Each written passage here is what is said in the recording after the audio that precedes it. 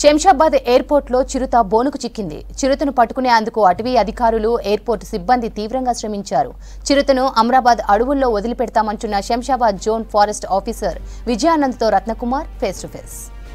మొత్తానికి శంషాబాద్ ఆపరేషన్ చిరుత విజయవంతమైంది. నిన్న రాత్రి చిరుత బోన్లో చిక్కినట్లు కూడా అధికారులు తెలియజేస్తున్నారు. మరి నెక్స్ట్ ప్రొసీజర్స్ ఎట్లా ఉంటాయి, ఏ సమయానికి చిరుత దొరికింది వంటి విషయాలు తెలుసుకునే ప్రయత్నం చేద్దాం. ప్రస్తుతం మనతో శంషాబాద్ జోన్ ఫారెస్ట్ ఆఫీసర్ మనతో ఉన్నారు. సార్, మొత్తానికి 5 రోజుల తర్వాత చిరుత దొరికినట్లు తెలుస్తుంది. ఏ సమయానికి దొరికింది, ఎట్లా జరిగింది సార్ ప్రాసెస్? ఇప్పుడు మేము ఆ చిరుత చిక్కడానికి కొరకు 5 బోన్లను 25 ట్రాప్ కెమెరాలు అరేంజ్ చేశామండి. నిన్న సాయంత్రం 8 గంటలకు అది చిక్కిందండి.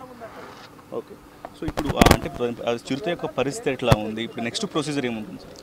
చిరుత చాలా హెల్తీగా ఉన్నదండి. ఇప్పుడు జూ నుంచి రెస్క్యూ వ్యాన్ వస్తున్నది. జూకు తరలిస్తాం. ఫస్ట్ తరలించిన తర్వాత దాన్ని హెల్త్ చెకప్ చేసిన తర్వాత రేపు మధ్యాహ్నం కల్లా అమ్రాబాద్ టైగర్ రిజర్వ్లో వదిలేస్తామండి. ఈ 5 రోజుల పాటు ఏదైతే ఇప్పుడు మొత్తం ఆ సర్వైవ్కి సంబంధించి, చిరుత యొక్క సర్వైవ్కి సంబంధించి అసలు ఎట్లా సర్వైవ్ చేసుకుంది, దానికి ఆహారానికి సంబంధించి కావచ్చు, అసలు ఎట్లా నడిచింది అది? దాంట్లో ఇప్పుడు అది 1900 ఎకరాల లోపల 1700 ఎకరాల ఏరియా ఉంది. అది చిట్టడిలాగా ఉంది. అందులో నెమళ్ళు కానీ కుందేళ్ళు కానీ ఉన్నాయి. దాంతో అక్కడ వాటర్ కూడా సఫిషియెంట్ వాటర్ ఉంది.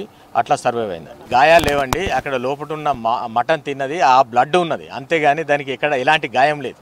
జూకు తరలించి ఆ తర్వాత హెల్త్ చెకప్ చేసిన తర్వాత రేపు దాన్ని అమ్రాబాద్ టైగర్ రిజర్వ్కు తరలిస్తాం.